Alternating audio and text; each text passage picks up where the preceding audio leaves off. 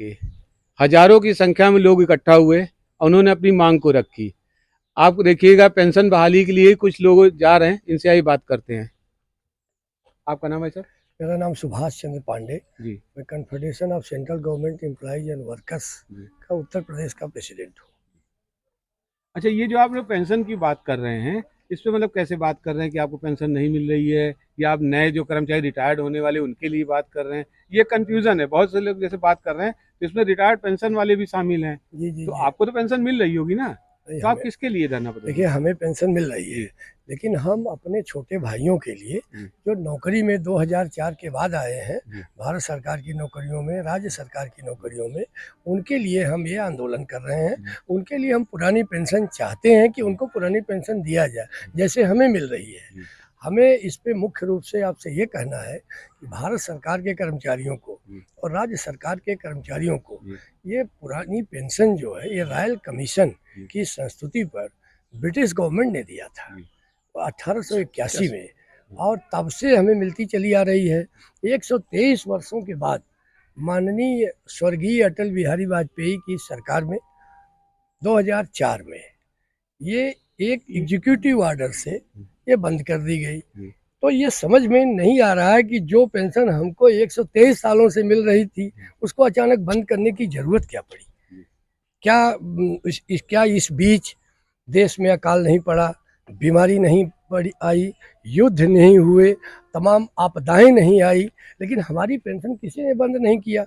तो श्री माननीय अटल बिहारी वाजपेयी की सरकार में ये अचानक बंद कर दी गई। इसके बाद लगातार हम आंदोलन कर रहे हैं और सिंपल सी डिमांड है कि भाई पुरानी पेंशन हमें लागू कर दो। इसके तमाम कारण हैं। कारण ये है कि आपकी एक बात काटूंगा, जैसे आपका कहना है कि बीते 70 सालों में बहुत सी महामारियां भी फैली हैं, ठीक है, काफी महामारियां लोग जानते भी हैं, कई चीजें, आपदा, युद्ध हुआ, उसके बावजूद सरकार इस पेंशन को चला रही थी। वर्तमान सरकार का जैसे दावा है कि हमारी आर्थिक व्यवस्था मजबूत हो रही है, उसके बावजूद पेंशन बंद कर रही है, आप कहना चाह रहे हैं? हम ये कहना चाहते हैं कि वर्तमान सरकार कोरोना की आड़ में हमारा 18 महीने का डीए बंद कर दिया, 18 महीने की सीनियर सिटीजन की सुविधाएं भी छीन लिया, दोनों चीजें छीन लिया, और आज 1.5 लाख करोड़ रुपए से ज़्यादा जीएसटी पर मंथ आ रहा है। आज सरकार की सेहत बहुत अच्छी है, सरकार के पास पैसा बहुत है। नितिन गडकरी कहते हैं हमारे पास 50 लाख करोड़ रुपए से ज़्यादा मैं कोई काम कर सकता हूँ, मेरे पास बहुत पैसा है।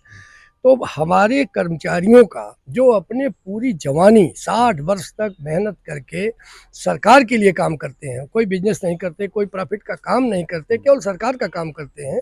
कोरोना में भी आप लोगों ने देखा होगा कि जब पुराने अस्पताल फेल हो गए, पुरानी व्यवस्था इनकी फेल हो गई, तो सरकारी मशीनरी केवल काम आई इस कोरोना में। इसके बाद भी हमारा डीए बंद है, हमारी सीनियर सिटीजन की सुविधाएं बंद हैं। तो हमको तकलीफ ये है कि वर्तमान सरकार आखिर हमारे खून पसीने की मेहनत के पैसे को क्यों रोक के रखी हुई है।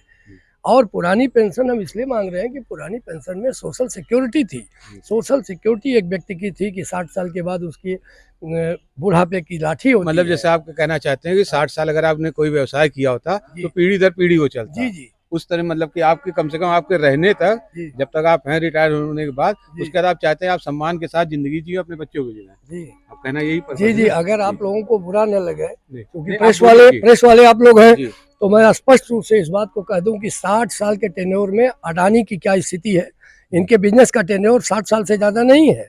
इनका इतिहास पता कर लीजिए तो ये दोनों भाई सगे क्या क्या कर्म करके बिजनेस करते थे, लेकिन आज अडानी वर्ल्ड नंबर 3 हो गए। और हमारी पेंशन भी छीन लिया सरकार ने। जिस पेंशन को अंग्रेजों ने दिया, मुगलों के शासन में मिला, वो हमारी एक सोशल सिक्योरिटी थी जिसको छीन ली गई। 60 साल के बाद सपोज करिए कि अगर लड़का हमारे साथ मिसबिहेव करता है हमारा, तो पेंशन भी नहीं है तो हम कहाँ जाएंगे? ये तो पूरी लाइफ अंधकार में दिखाई दे रही है ना। नहीं, जैसे बहुत से कर्मचारी यूनियन के पदाधिकारी हैं, सम्मानित सदस्य हैं, बोलते हैं कि पेंशन हमको सम्मान से जीने का एक अधिकार देती है। सच है। इस पे आप क्या कहते हैं? नहीं, पेंशन हमको सम्मान से जीने का अधिकार देती है, सोशल सिक्योरिटी होती है, हमारे बुढ़ापे का सहारा होती है, जो हमसे जिसके लिए हम लड़ रहे हैं। आवाज का प्रोग्राम पूरे कंट्री में हो रहा है इसी को लेकर के कि हमें पुरानी पेंशन से कम कुछ भी नहीं चाहिए।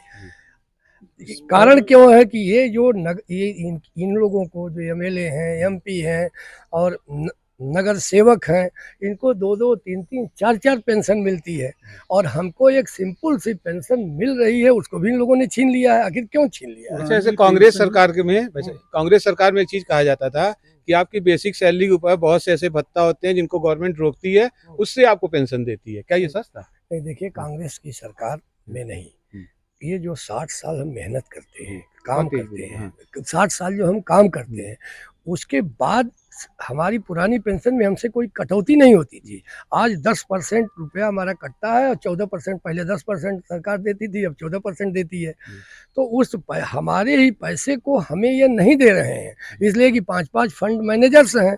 विडंबना ये बता दें कि उत्तर प्रदेश सरकार में 2005-4 के बाद 2009 तक पैसा जो काटा गया, हमारा पैसा, पहले 10%, अब 14%, उस पैसे का ऑडिट किया गया है, सीएजी ने ऑडिट किया है। और आज उस पैसे का पता नहीं है कि वो है कहाँ, ऑडिट भी नहीं ढूंढ पाई वो पैसा कहाँ है। तो हमारा पैसा, हमारी जिंदगी, हमारी पेंशन बाजार के हवाले करने वाले आखिर ये होते कौन है? नहीं, ये जो आप बोल क्यों रहे कर हैं, दिया गया बाजार ये के हवाले? सरकार की मंशा पे एक बहुत बड़ा सवाल है यस, कि अगर ऑडिट में आता है कि आपके फंड जो काटे जा रहे हैं वो कहाँ गए। वो 9,000 का, उसके बाद मेरे पास ऑडिट रिपोर्ट है। मतलब आप इसको जो बोल रहे हैं, हाँ। इसकी रिपोर्ट के आधार पे आप बोल रहे हैं। भाई, हम तो साफ आरोप हमारा है इस सरकार पर, जो वर्तमान सरकार है, कि हमारे पैसे को बाजार के हवाले होने करने वाले आप होते कौन है? हाँ, बिल्कुल, ये आपका हम अधिकार है आपको बोलने नहीं का। अलाउ कर रहे हैं कि आप हमारे पैसे को आप बाजार में लगा दीजिए। ये किससे पूछ के आपने लगा दिया? एक बार सरकारी कर्मचारियों से राजकुमारी कर लेते।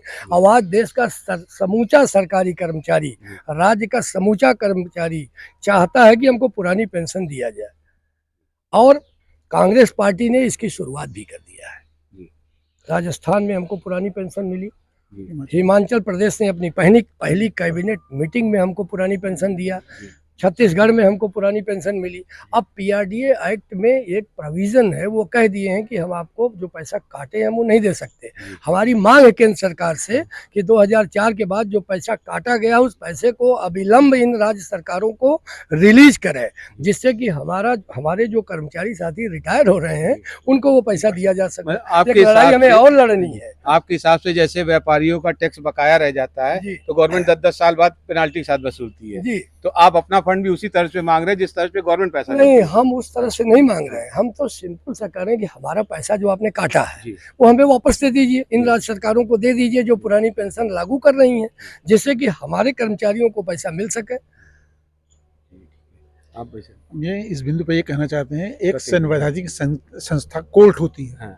कोर्ट ने एकदम स्पष्ट रूप से कहा है ये कोई खैरा पेंशन, पुरानी पेंशन के बिंदु पर कहा ये कर्मचारी का कोई खैरात नहीं दे रहे हैं आप, ये उसका सम्मान है, उसका अधिकार है जिसको आपको दिए जाना चाहिए।